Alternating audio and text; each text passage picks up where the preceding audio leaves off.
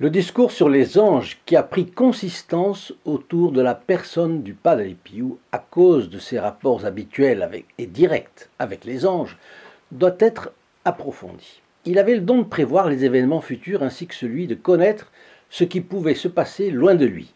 Certains l'ont expérimenté, on en connaît de nombreux exemples. Et Giovanni Siena, dont j'ai ici derrière moi un ouvrage, Voici l'heure des anges, eh bien, a écrit certains témoignages dans son ouvrage de référence. Donc, voici l'heure des anges. Et là, il étudie la relation entre les charismes du Padre Pio et l'intervention des anges. Chers amis fidèles du Padre Pio, bonjour. Mon nom est Jean Goyard et vous assistez au programme sur les pas du Padre Pio. Aujourd'hui, les prédictions du Padre Pio provenaient des saints anges.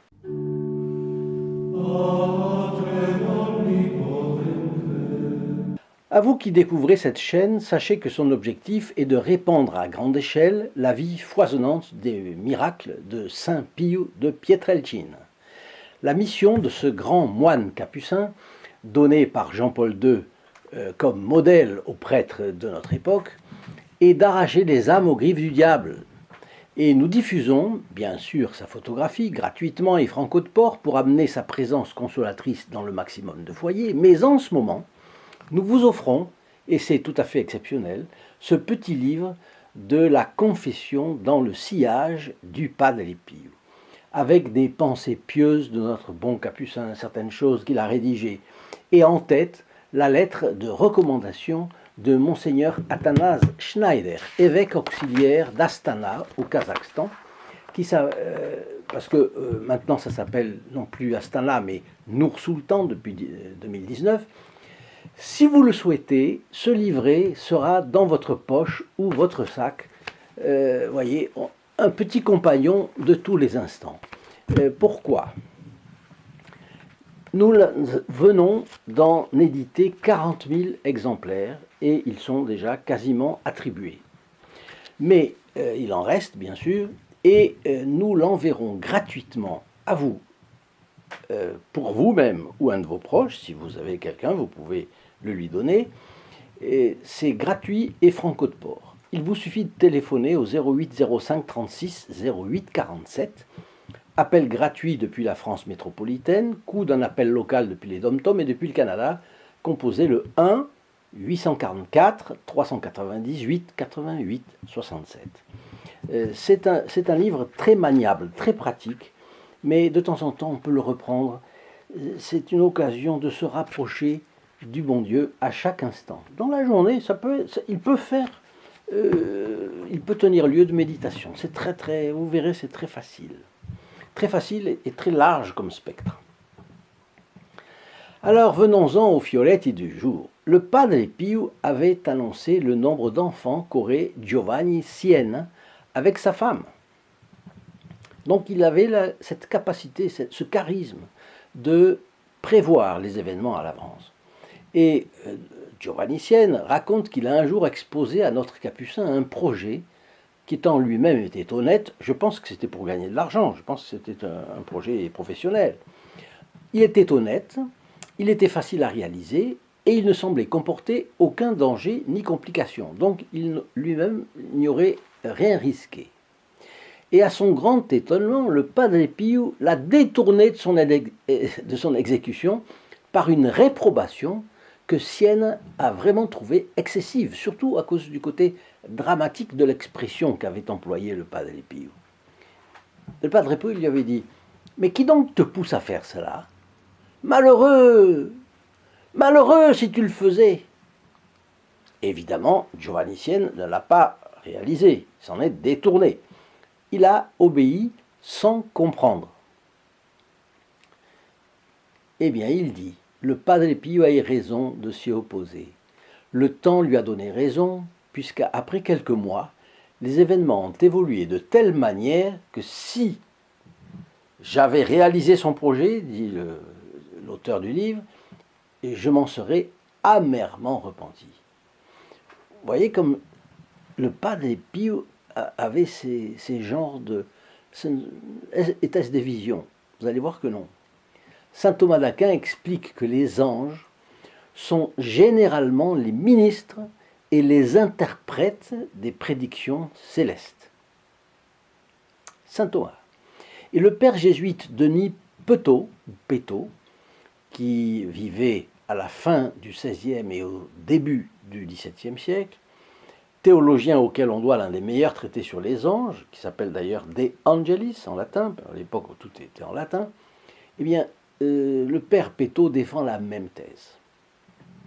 Saint Thomas d'ailleurs enseigne encore ceci: les anges sont les médiateurs entre Dieu et les hommes, car ils participent plus que les hommes à la perfection de la bonté divine. C'est pourquoi les lumières et les révélations divines sont données aux hommes par l'intermédiaire des anges. Les lumières et les connaissances divines. Les lumières et les révélations divines. Vous voyez, la logique de saint Thomas avance. Or, la connaissance prophétique se fait par illumination et par révélation divine. C'est donc clairement par l'intermédiaire des anges qu'elles parviennent aux hommes. Tout ça est parfaitement logique, comme toujours chez saint Thomas.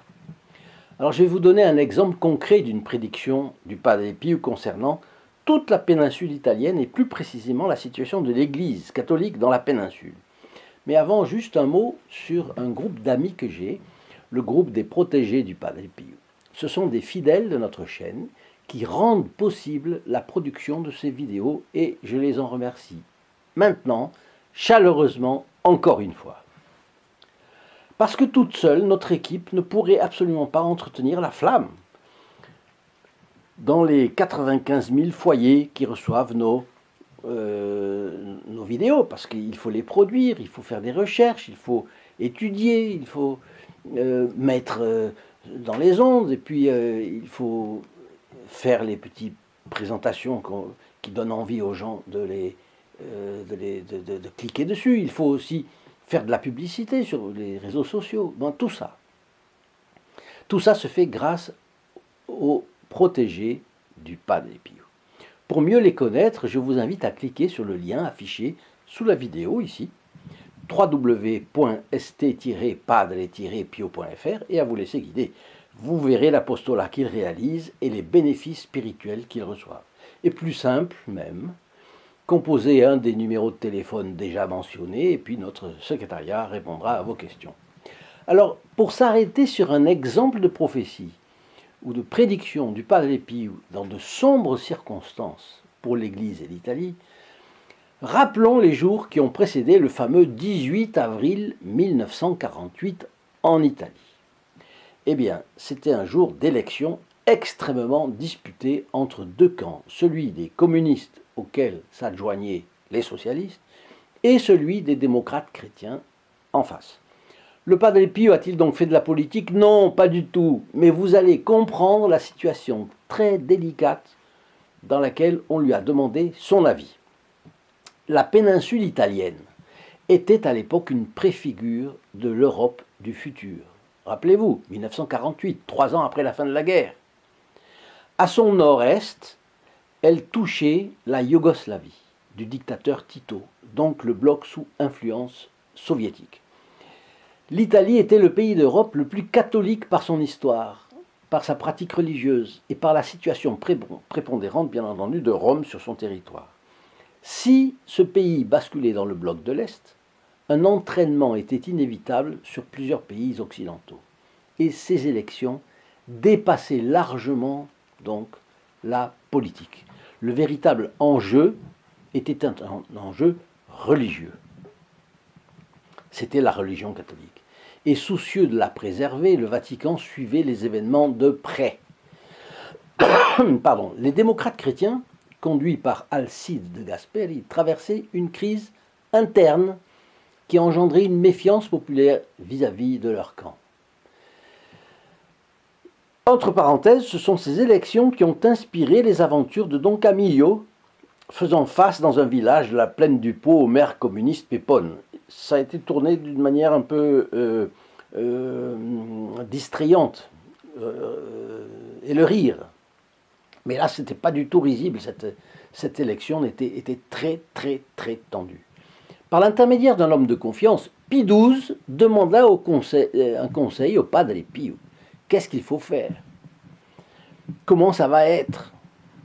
Et le Padre Pio a répondu de façon catégorique qu'il fallait ne pas baisser la garde et continuer à agir. Mais, dit au Saint-Père, ajouta-t-il, que la victoire sera nôtre et que ce sera retentissant. Bien sûr, je suis allé voir sur Internet, et ce jour-là, à plusieurs pages dans Wikipédia, et effectivement, ça a été retentissant. Giovanni Siena, dans son livre, raconte que les résultats rendus publics à Rome un mois après, les choses se faisaient lentement après la guerre, ont corroboré évidemment la prédiction de notre bon Capucin. Seuls les anges avaient pu révéler au Padre Pio ce renversement à 180 degrés alors que tout laissait croire à une catastrophe. La prophétie du Padre Pio a été sue par la confidence d'un personnage important très en cours au Vatican, le docteur Francisco Morcalli. Et j'ai moi-même, dit Giovanni Siena, reçu la même confidence. Donc ça a été un recoupement de deux informations de deux endroits. Le Padre Pio l'a d'ailleurs confirmé, tout lui était révélé par les anges. Et il a indiqué à l'avance de quel sexe seraient des enfants à naître, si telle ou telle personne était morte ou serait retrouvée vivante. Concernant la Deuxième Guerre mondiale, par exemple, le Padre Pio a prédit à d'innombrables familles quels soldats reviendraient du front ou de captivité. C'est le rôle des anges dans le charisme de la prédiction d'événements à venir par le Padre Pio. Voyez, si vous avez aimé cette vidéo, n'oubliez pas de le dire et de la partager à vos amis sur les réseaux sociaux. Quand vous partagez une vidéo, non seulement vous entrez dans les intentions de la messe du vendredi à midi, mais les personnes qui la reçoivent par ce moyen entrent aussi dans les intentions de cette messe. Vous êtes ainsi un trait d'union, comme je le dis, toujours entre les âmes et le Padre Pio. Bon, évidemment, laissez-moi vos commentaires. Si vous avez reçu des grâces signalées du Padre Pio, faites-m'en part. C'est un témoignage toujours efficace que je commenterai éventuellement ici. N'hésitez pas à vous rendre, en tout cas, sur le site www.st-padre-pio.fr pour suivre nos actions. Je vous invite à m'y retrouver, c'est ici en bas dans la description, et vous y connaîtrez aussi le groupe des protégés du Padre Pio. Maintenant, je vous laisse une prière.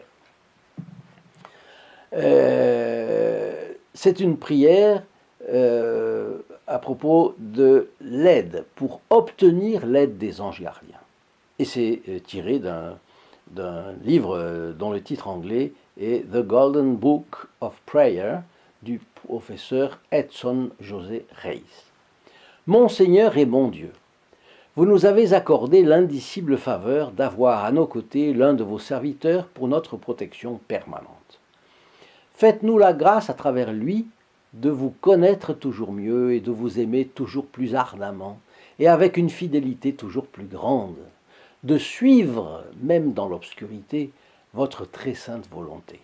Accordez, Seigneur, à nos saints anges de porter avec nous notre croix et de se réjouir avec nous lorsque vous nous écoutez et que votre miséricorde s'incline devant nous. Ainsi soit-il.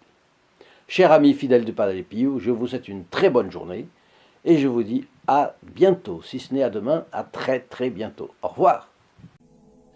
In nome del Padre, del Figliolo e dello Spirito Santo, e così sia. Sia lodato Gesù e Maria, e